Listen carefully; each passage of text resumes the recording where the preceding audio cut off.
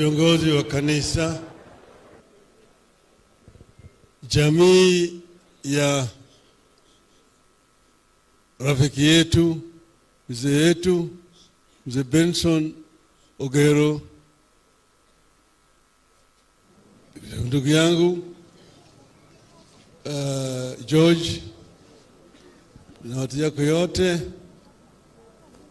na waombolezaji wote wamefika hapa. Abandi mami ntombuya more naende. Ndio tumekuja kusindikiza jamidari mkereketo Mkenya sanifu mzee Ogero Kegoro. Huyu mzee ni rafiki yangu sana. Yeye ni mzee ambaye alikuwa anapenda vijana. Ndio sababu nilisema hata kama nini mpaka mimi nitafika. Ilikuwa azikwe siku ya Ijumaa, lakini mimi nilikuwa niko na shughuli zingine, nikasema Jumapili mimi nitakuwa na nafasi, na hata wakakubali kuzika hiyo siku ya leo. Huyu mzee kwa kimombo wanasema he had a photographic memory, and he was a man of all ages, and through him you could learn a lot of things, particularly history of our country. I was very fond of talking to him whenever we met. He told me about the elections of 1963 when I was out of the country, and how he was elected in the then Nyanza Regional Assembly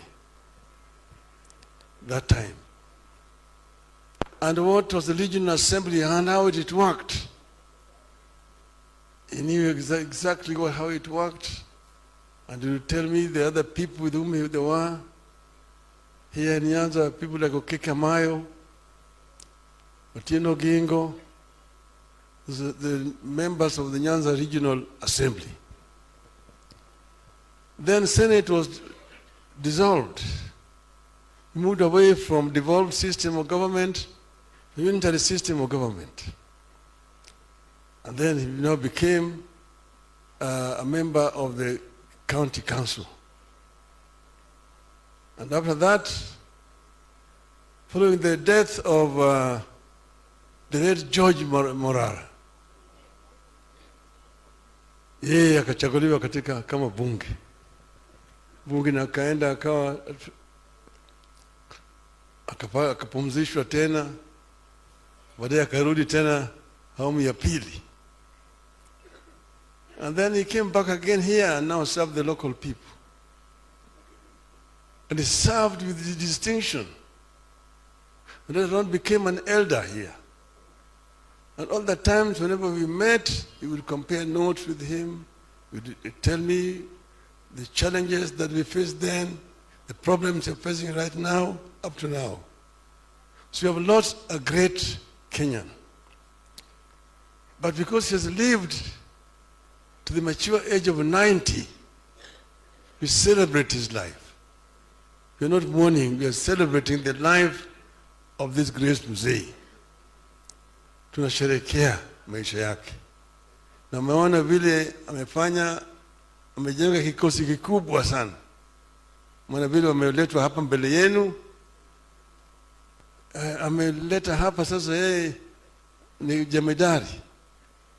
Amezaa wale wote, naona tena amewapatia elimu yote.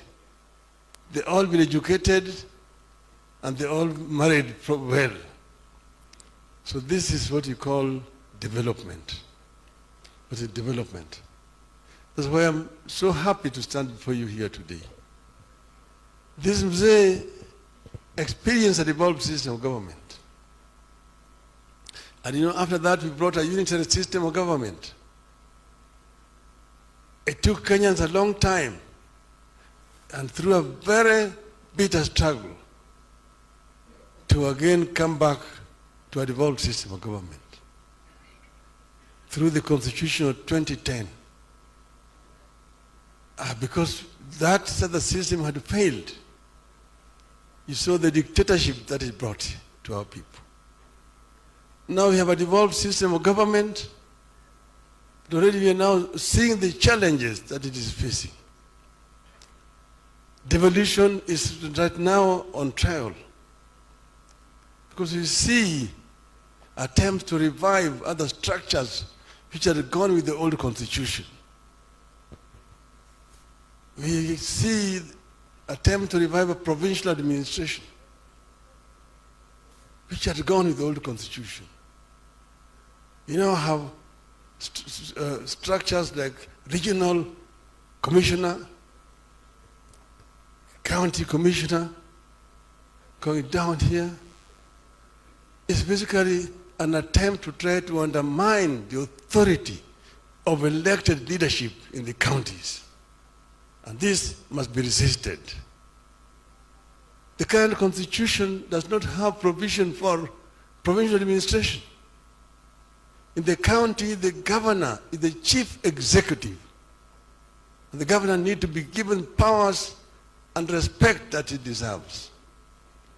But when you have a situation where a non-elected person appointed in the name of county commissioner, regional commissioner, giving orders for property of people to be destroyed, we said, Shetani ashindwe. Shetani ashindwe. We don't want to go back there. You know how oppressive that system was. We don't want that system to be reintroduced here again, because Kenyans fought very hard to bring this new constitution. We welcome our brother from Uganda, Kizza Besigye. And you know the kind of struggle Mr. Besigye has been through.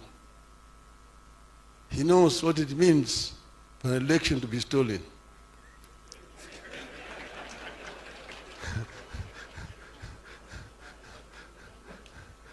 I sympathize with him as he sympathizes with me also.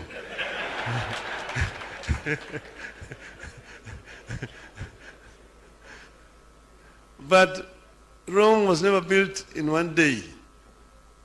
The struggle for democratization is an ongoing process, and we should never give up on this struggle to make our country better, to ensure that elections have a meaning, that the votes will be counted as they have been cast, and the correct result will be announced. They have been through this before.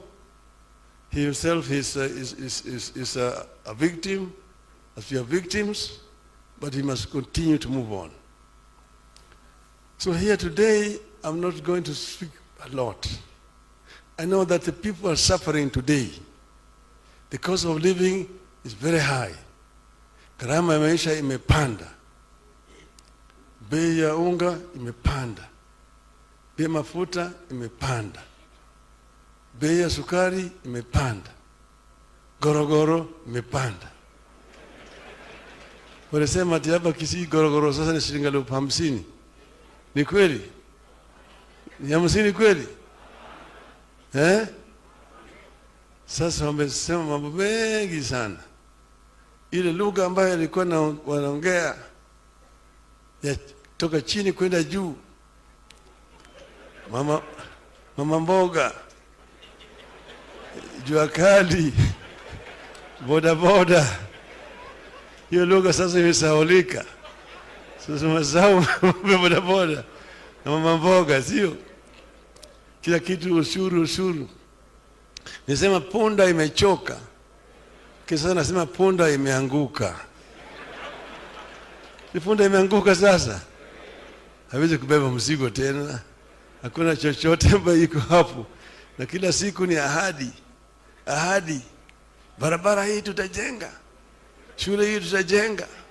Hospitali hii tunainua level 6. Hiyo yote ni takataka. Sema hiyo ni kama kunyamba kwa punda.